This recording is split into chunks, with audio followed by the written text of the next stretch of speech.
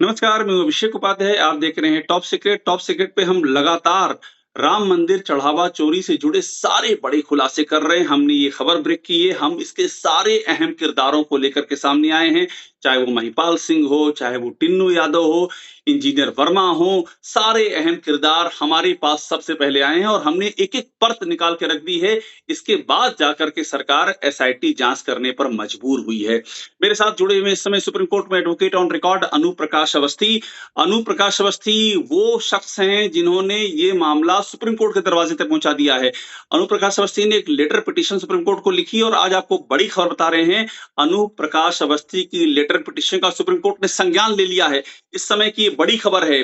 Supreme court ने अयोध्या राम मंदिर मामले पर जांच सुप्रीम कोर्ट की निगरानी में स्वतंत्र एजेंसी से जांच की मांग करने वाले और एफआईआर दर्ज करने की मांग करने वाले सुप्रीम कोर्ट के एडवोकेट ऑन रिकॉर्ड अनूप प्रकाश अवस्थी की पिटीशन का संज्ञान ले लिया है और अब ये पिटीशन पीआईएल सेक्शन में भेज दी गई है।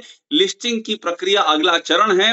ये इस समय की बड़ी खबर है, चूंकि जनता की निगाहें इस पर टिकी हुई हैं कि जिस तरह की जांच एसआईटी जांच चल रही है, वही 3 अधिकारी जांच कर रहे हैं जो सरकार के आगे नतमस्तक रहते हैं। ये क्या जांच करेंगे?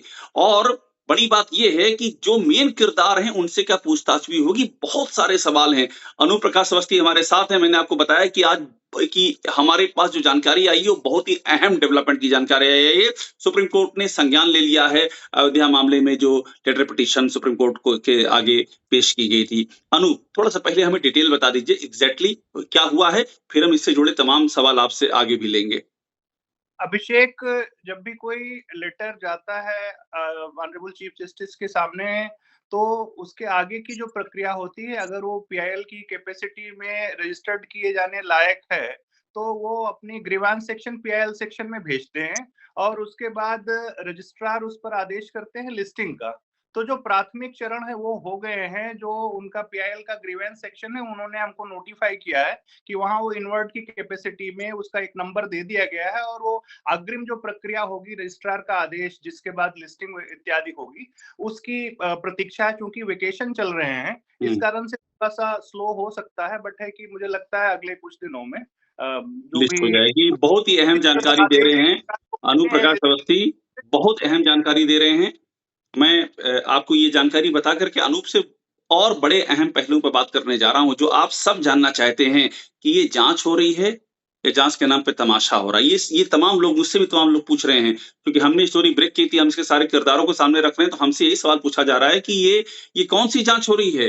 योगी आदित्यनाथ कहते हैं कि एसआईटी बना दी है, आइए एसआईटी को सामने सबूत दीजिए। आप हैरान रह जाएँगे, इस एसआईटी ने ना आज तक कोई ईमेल आईडी पब्लिक किया है, ना कोई फ़ोन नंबर पब्लिक किया है, ना कोई दफ्तर बताया है कि यहाँ आ जाइए मिल लीजिए। कहाँ सबूत देगा आदमी? क्या हो रहा है ये? इस सब पे बात करेंगे, लेकिन उसके पहले मैं फिर से रिमाइंड करा दूँ, अनु प्रकाश अवस्थी ने बहुत अहम ज़िम्मेदारी निभाई है। ये इस बात को, इस सवाल को, जो आपके दिल के सवाल हैं, इस देश की सर्वोच्च अदालत के दरवाजे तक ले गए और सर्वोच्च अदालत ने उसका संज्ञान ले लिया है। वो पीआईएल सेक्शन में भेज दी गई है। अनु, पहला सवाल आपसे, आपकी सबसे बड़ी जो मैंने लेटर पिटीशन आपकी पढ़ी, उसमें ये बड़ा अहम पहलू था कि एफआईआर क्यों नहीं?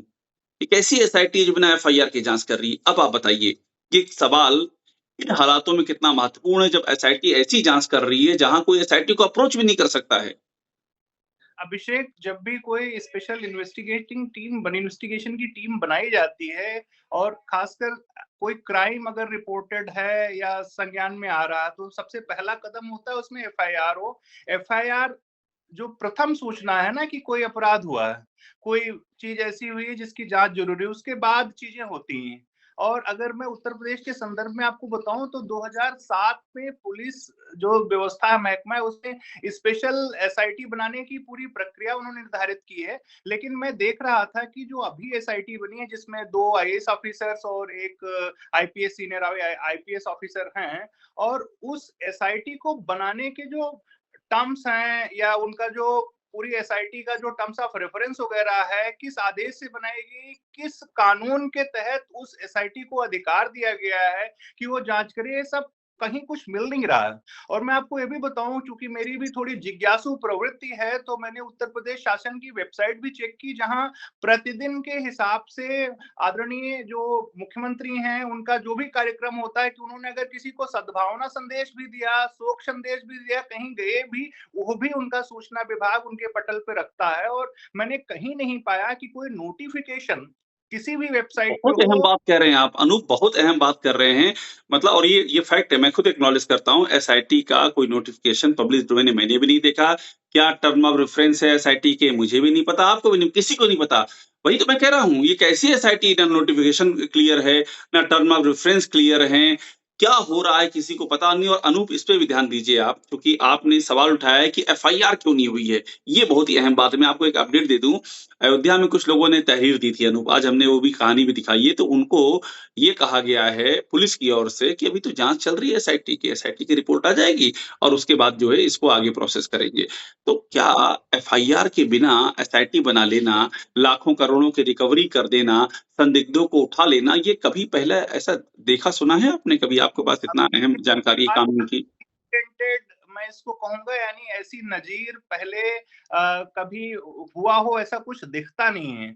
और एक और बड़ी महत्वपूर्ण बात मैं कहूँगा, मैं इंडिया टीवी देख रहा था, रजत शर्मा जी का एक शो आता है, उसमें वो कह रहे थे कि पहले एसआईटी की जो जाँच होगी, एसआईटी की जाँच के जो निष्कर्ष होंगे, उनको एफआईआर में कन्वर्ट किया जाएगा। ये काफ़ी अलार्मिंग है, हुँ। और चूँकि मैं थोड़ा, जो मेरी कानूनी समझ है ना, मेरे लिए शॉकिंग भी है हुँ, कि हुँ। आप पूरी जांच कर लेंगे और उस जांच में आपके हिसाब से कंक्लूजन जो आएंगे, वैसी आप एफआईआर कर लेंगे। तो हुँ। मैं रजत शर्मा जी को बहुत ही जिम्मेदार पत्रकार मानता हूँ। और नहीं, वो अगर ठीक कह रहे थे। ऐसा वो जो कह रहे कहा थे है अनूप, जो कह रहे थे तो वो ठीक जानकारी है। योजना इनकी यही है, अंदर खाने की यही यही खबर है। इनकी यही योजना है कि हम पहले जाँच कर लेंगे अपनी, उसके बाद एफआईआर करेंगे। जबकि अनूप हमने तो ये सुना है, एफआईआर यानी कि फर्स्ट इन्फॉर्मेशन रिपोर्ट। पहली इन्फॉर्मेशन देकर के एफआईआर कराओ तब जाँच होती है। ये उल्टी गंगा क्यों बहा रहे हैं? अभिषेक, अभी चूंकि एक यही वो इस्टेब्लिश करने की कोशिश कर रहे हैं कि कुछ हुआ भी है कि नहीं हुआ है। और हुँ। बता रहा हूँ कि 2 विकल्प हो सकते हैं इस एसआईटी की जांच का जो निष्कर्ष है। एक, 2, 4, 5, 25 लोगों ने इसमें गड़बड़ की है और उनके खिलाफ कार्रवाई की जाए, रिकमेंडेशन।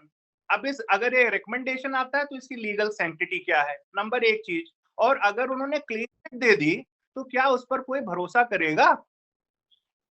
तो हुँ। विश्वसनीयता का बहुत बड़ा संकट है, और मुझे लग रहा है कि इतना गंभीर विषय और उसको इतनी सतही तरीके से अगर डाइल्यूट करने का प्रयास किया जा रहा है, तो वो अक्षम्य है, ऐसा किया जाना बिल्कुल। नहीं चाहिए। 2 भगवान मैं मर्यादा। 2 मैं आपके सामने एग्ज़ाम्पल रखता हूँ अनूप, 2 नहीं, हाँ, 2 एग्ज़ाम्पल रख रहा हूँ।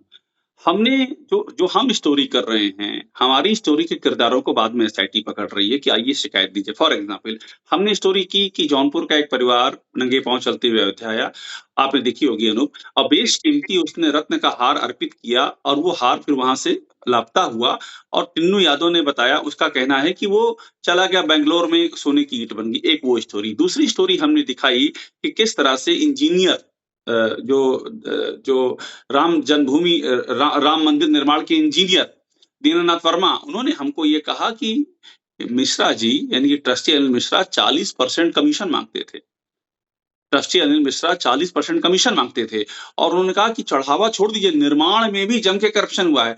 उनको भी एसआईटी ने अप्रोच किया और कहा कि हमको ज़रा जानकारी आप दे दीजिए जो आपने टॉप सीक्रेट को बोला है। अब आप ये बताइए, हम जिनका इंटरव्यू करेंगे, आप उनसे जाकर के कहोगे आइए हमारे सर में डिपोज़ कीजिए। अरे आपके पास अपना प्लेटफ़ॉर्म तो होना चाहिए। हम किसको-किसको पकड़ेंगे और किसको-किसको सामने रखेंगे? तमाम सारे लोग हैं जिन्हें हम नहीं जानते हैं, जो हमको नहीं जानते हैं। पर एक प्लेटफ़ॉर्म तो होना, अगर आपने एसआईटी बना भी दी है, तो कुछ तो होना चाहिए। वो कहाँ आके शिकायत करेंगे? हम क्या उनको ढूँढ-ढूँढ करके उनका इंटरव्यू करें और फिर आप उनको इन तक अप्रोच करेंगे?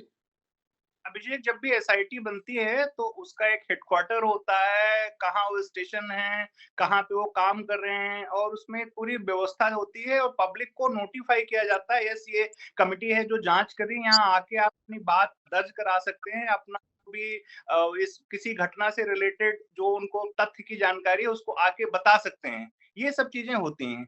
और मुझे बड़ा खेद है कि मुझे तो जानकारी नहीं है, नहीं तो मैं भी शायद उनको बताता कि आपको किस-किस एंगल पे कुछ करना चाहिए। ना तो कोई हुँ, ईमेल आईडी सार्वजनिक है, हुँ। ना कोई एसआईटी का कार्यालय कहाँ पे है वो ना फ़ोन सार्वजनिक है। नंबर है।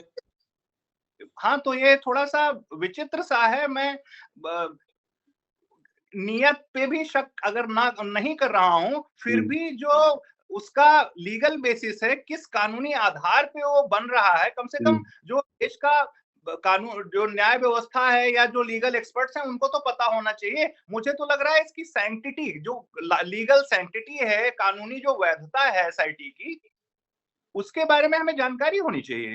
अच्छा क्योंकि एक बात उसके एक बात और अनूप, आप क्रिमिनल केस भी बहुत सारे लड़ चुके हैं और बड़े लेवल पे लड़े हैं आपने, हाई कोर्ट में लड़े हैं, सुप्रीम कोर्ट में आपने टेकअप किया है, लोअर कोर्ट में टेकअप किया है। आप ये बताइए बिना एफआईआर के, बिना किसी गिरफ्तारी के, बिना किसी पूछताछ के जो पुलिस की पूछताछ होती है, एक एसआईटी बना दी गई है, 15 दिन में रिपोर्ट देना है। इन 15 दिनों में अनूप क्या ये ओपन फील्ड नहीं है? जिसे सबूत मिटाना हो मिटा दे, जिसे गवाहों को समझाना हो समझा दे। 15 दिन। और मैं आपको बताऊँ कुछ लोग अखबार में रिपोर्टेड है, कुछ लोगों के यहाँ से नकदी बरामद हुई, आपने पढ़ा होगा, नकदी बरामद की गई है। नकदी बरामद बिना एफआईआर के कौन कर रहा है? और आप सोचिए बड़ी बात क्या है, बहुत सारे संदिग्ध जिनको पकड़ा गया था वो कहाँ अपने घर पे नहीं हैं। वो अपने घर पे नहीं हैं, वो अपने काम करने वाले प्लेस पे नहीं है, उनको कहाँ रखा गया है? अनऑफिशियल आप इस तरह के काम जब कर रहे हैं, जो आरोप लग रहा है कि अनऑफिशियल आपने उनको कहीं रख लिया है, आप बिना एफआईआर के अनऑफिशियल रिकवरी कर रहे हैं, तो क्या ये जो 15 दिन है अनूप, इन 15 दिनों में अहम गवाह, अहम सबूत, क्योंकि एफआईआर तो हुई नहीं कुछ, क्या ये मिटाए नहीं जा सकते हैं? अभिषेक जिस बात की तरफ आप इशारा कर रहे हैं, संभावना के स्तर पे संभावना तो है। अगर संभावना के स्तर पे देखा जाए, दूसरी चीज़ है ये आपने बड़ी गंभीर बात कही है कि अगर कुछ लोगों को उठाया गया हाँ, ये है या रिपोर्टेड है अनूप, ये रिपोर्टेड है, कुछ लोग पकड़े गए हैं। तो मुझे अब अपने जानकारी घर तो पे हैं नहीं वो, कहाँ हैं वो? अगर इसमें तनिक भी सत्यता है तो हाँ, अभिषेक मैं याद चाहूँगा, ये किसी भी व्यक्ति का जो फंडामेंटल राइट है उसका उल्लंघन है। आप हाँ, जो बीएनएस या सीआरपीसी की धाराओं को छोड़ दीजिए, जो भारत के संविधान का अनुच्छेद 22 है उसके सब क्लास 2 के तहत किसी हाँ, भी व्यक्ति की स्वतंत्रता को हाँ, 24 घंटे से ज़्यादा हाँ, पुलिस व्यवस्था में नहीं या किसी भी व्यवस्था में आप कर्टेल नहीं कर सकते। नियरेस्ट मजिस्ट्रेट के सामने आपको उसको पेश करना पड़ेगा, हाँ, अदरवाइज जो हिरासत है वो अवैध है। हाँ, और एक लेकिन मैं अनूप देखिए क्या है और कि मैं आप एक ये एक महत्वपूर्ण हाँ, और भी बताना चाहूँगा हाँ, अभिषेक, हाँ, सुप्रीम कोर्ट का 1980 का एक निर्णय है निरंजन सिंह वर्सेस प्रभाकर, और हुँ, उसमें उन्होंने कहा है कि जरूरी नहीं कि आपने किस तरीके से उसको अपने हिरासत में रखा है, पकड़ा हुआ है। किसी भी व्यक्ति की स्वतंत्रता पर किसी भी अन्य एजेंसी का थोड़े समय के लिए भी अगर नियंत्रण है, तो हाँ, उसको हिरासत में माना जाएगा। हाँ। तो अभिषेक अगर ऐसी कुछ बात है तो बड़ी चिंताजनक बात है, और संवैधानिक जो मर्यादा है उसका भी उल्लंघन है, और जो व्यवस्था है वो अपनी विश्वसनीयता खो देगी अगर लंबे समय तक ये चला तो। अनूप आप एकदम टेक्स्ट बुक से चलते हैं, आप कानून के एक-एक शब्द को समझते हैं और उसका पालन करते हैं और आप उतना ही बोलते हैं जितना कानून के दायरे में। क्या आम जनता के दिमाग में ये बात नहीं आ रही होगी अनूप, कि ये आपने एसआईटी बना दी है, गवाह सब खुला घूम रहे हैं, आप घु उनको बुला-बुला के पूछताछ करके छोड़ रहे हैं, कुछ को पकड़ा हुआ है, रिकवरी हो गई है। क्या ये जो 15 दिन है अनूप, क्या लोगों के ज़हन में नहीं आ रहा होगा? सबूत तो 24 घंटे में गायब हो जाते हैं, 15 दिनों में क्या बचेगा? जो पूछताछ में आप रखेंगे उसका कोई शोध पत्र दायर पीएचडी करनी का इलाहाबाद विश्वविद्यालय में इकोनॉमिक डिपार्टमेंट में मेरे ख्याल से आपने की हुई है। अभिषेक, सबूत मिटाना, सबूत के साथ छेड़छाड़ करना, सबूत इकट्ठा करना, हुँ, वो जो क्या है ना, वो भी व्यवस्था के अंतर्गत होती है, हुँ, और ये सब काम है इन्वेस्टिगेटिंग एजेंसी का है। हुँ, अगर पुलिस इसमें इन्वेस्टिगेशन कर रही होती तो मेरा इतना ज़्यादा प्रचंड विरोध इस प्रक्रिया के ऊपर नहीं होता। हुँ, अगर सीबीआई कर रही होती या कोई और एक्सपर्ट एजेंसी कर रही होती, हुँ, जिसमें हम सारे जो एक्सपर्ट्स हैं वो होते। जो अभी हो रहा है, वो मुझे लगता है कि पूरी तरीके से जो नहीं होना चाहिए वही हो रहा है। हुँ, हुँ, और एक और मैं आपको बता रहा हूँ, मैं आपको महाभारत के भीष्म उससे शांति पर्व से भीष्म का एक संवाद है, उसका मैं उदाहरण दे रहा हूँ, आप हुँ, संस्कृत देख लीजिएगा। उसका भावार्थ ये है हुँ, कि अगर राजा प्रजा की रक्षा नहीं कर सकता, उसकी संपत्ति को नहीं बचा सकता, तो उसका होना व्यर्थ है। और हुँ। व्यवस्था है, यहाँ पे तो तुलसीदास जी ने कहा है ना, जासु राज प्रिय प्रजा दुखारी क्या है, तेन नृप अवस नरक अधिकारी। और यहाँ हुँ। भगवान मर्यादा पुरुषोत्तम की जो व्यवस्था है उसको दुखी कर दिया हाँ, गया है। पर क्या है तो ना अनूप, इस दौर में राजा ना संस्कृत पढ़ते हैं, ना चरमचरितमानस पढ़ते हैं, वो अपनी सोशल मीडिया टीम का लिखा हुआ भाषण पढ़ते हैं, इसलिए उनको इसका संज्ञान नहीं होगा। एक आप सर आपसे आखिरी सवाल है मेरा, और ये सवाल इसलिए है चूँकि ये सवाल जो है बड़ा ही प्रासंगिक है, लोग लगातार इसके बारे में बातें कर रहे हैं कि ये जिस तरह से इसमें कामकाज हो रहा है अनूप, इतना बड़ा आस्था के साथ में खिलवाड़ है देश भर में, दुनिया भर में। आप ये बताइए, अगर कहीं और ये कांड हो गया होता राम मंदिर छोड़ कर के, जिसमें सरकार का भी स्टेक है, गवर्नमेंट के लोग ट्रस्ट का मेंबर हैं, संजय प्रसाद अपर मुख्य सचिव ट्रस्ट के मेंबर हैं, नृपेंद्र मिश्रा ट्रस्ट के मेंबर हैं। तो अगर किसी और मामले में ऐसा ही मामला हो गया, मान लीजिए किसी मॉल में ऐसा कुछ हो गया होता, किसी बिज़नेस एंटरप्राइज़ में ऐसा हो गया होता कि वहाँ पर या किसी एनजीओ में डोनेशन आई और वहाँ से इस तरह से गायब, या किसी भी सरकारी सेटअप में ऐसा हो गया होता, क्या इस तरह से एक्शन होता, जैसा राम मंदिर के मामले में हो रहा है? तब एक्शन क्या होता? ईडी बताइए आप सोचिए ईडी यहाँ क्यों नहीं है? कहीं और होता तो ईडी नहीं जाती, सीबीआई नहीं जाती, प्रेडिकेट ऑफेंस नहीं उठाती ईडी सीबीआई की एफआईआर पर। अभिषेक, कहीं कुछ और होता तो नज़ीर बन गई होती, सब लोग नप गए होते, और जो सरकारी शुचिता है, हुँ, उसका जो स्टैंडर्ड होता, वो हुँ, आकाश के बराबर होता। हुँ, और ये जो हो रहा है, वो हमको लगता है कि लोग धँस गए हैं भूमि के अंदर, शर्म के मारे, और उसके बावजूद भी नहीं कर पा रहे। और जितनी ज़्यादा देर होगी इस हुँ, मामले में किसी क्रिमिनल इन्वेस्टिगेशन एजेंसी की जांच कराने की प्रक्रिया को शुरू करने में, उतनी ही किरकिरी होने जा रही है। और मेरा जो और मानना है, चूंकि मंदिर का जो निर्माण है और उसकी जो व्यवस्था है वो एक ट्रस्ट के तहत हो रही है, और वो हुँ, ट्रस्ट जब राम मंदिर का निर्णय आया था तो माननीय सुप्रीम कोर्ट ने ही उस ट्रस्ट को बनाने की बात कही थी, और हुँ, अकॉर्डिंग सेंट्रल गवर्नमेंट ने नोटिफाई किया कि एक ट्रस्ट बने, और उस ट्रस्ट के हुँ, जितने अधिकारी हैं उसमें बहुत सारे लोगों का जो आचरण रहा है उस पे प्रश्न चिन्ह है। तो मुझे लगता है कि उन सबको उस व्यवस्था से हटा करके एक पारदर्शी तरीके से क्रिमिनल एक्सपर्ट क्रिमिनल एजेंसी जो जांच एजेंसी है उसके तहत ही आगे चीजें बढ़नी चाहिए, क्योंकि ये हुँ, छोटा नहीं है, बहुत बड़ा मामला है। और ये जो सनातन की आस्था है का विषय है, और यहाँ पे जो दान आया है वो पूरे विश्व के अलग-अलग कोनों से आया है। मॉरिशस से शिलाएँ आई हुई हैं, अमेरिका से लोगों ने दान किया हुआ है, भारत में मैं तो स्वयं गया हूँ, मैंने भी दान किया है। और हुँ, मैं डिवोटी हूँ, मैं आपको बताऊँ, मैं भगवान श्री राम का बहुत बड़ा सेवक, बहुत बड़ा आराधक हूँ, और अपनी जो भी व्यवस्था होती है उसके हिसाब से जितना मैं पूजा कर पाता हूँ, करता हूँ। तो मुझे व्यक्तिगत तौर पे भी धक्का लगा है, जो चीज़ हुँ, नहीं होनी चाहिए, हो गई है। हुँ, और जितना ज़्यादा उसको लीपे-पोते जाने की, उसको ठीक किए जाने की कोशिश हो रही है, वो और बिगड़ रहा है। बिल्कुल। तो अब इसको आगे नहीं बिगाड़ा जाना चाहिए। और जो सर्वोच्च पदों पे विद्यमान लोग हैं, उनकी भी नैतिक और राजनीतिक ज़िम्मेदारी बनती है, हुँ, सीधे-सीधे, क्योंकि एक ऐसी चीज़ जिसने पूरी व्यवस्था में मर्यादा को स्थापित किया हुआ है, हुँ, उन्हीं के मंदिर से चोरी हो रही है, और उस हुँ। चोरी की जांच किसी भी मर्यादा का पालन नहीं किया जा रहा है। ये बहुत ही अम, अम, खतरनाक स्थिति है, और ऐसा नहीं होना चाहिए। बहुत धन्यवाद अनूप, बहुत धन्यवाद हमसे जुड़ने के लिए, अपनी बात कहने के लिए। आखिर में मुझे दुष्यंत कुमार का एक शेर याद आ रहा है, कोई आपको काउंटर याद आएगा तो आप बता दीजिएगा। दुष्यंत कुमार लिख गए हैं, इस सिरे से उस सिरे तक सब शरीके जुर्म हैं, आदमी या तो ज़मानत पर रिहा है या फरार। कोई और आपको याद आ रहा हो तो आप भी पढ़ सकते हैं, आप तो डिबेटर रहे हैं इलाहाबाद विश्वविद्यालय के। कहूँगा कि अभी जो अंतःकरण है ना, हुँ, उसको ज़मानत नहीं मिल रही है। हुँ, हुँ, हुँ, हुँ। जैसे अंतःकरण को ज़मानत मिल जाए, इस कारण से ये लीपापोती हो रही है। अंतःकरण मेरे ख़्याल से पुलिस कस्टडी में है अभी भी, आत्मा अम, की। अब जो भी कहें, मुझे लगता है कि है भी या नहीं है, वो भी एक प्रश्न वो चिन्ह भी है। प्रश्न है। बहुत धन्यवाद अनूप हमसे जुड़ने के लिए, बात करने के लिए। शुक्रिया। धन्यवाद।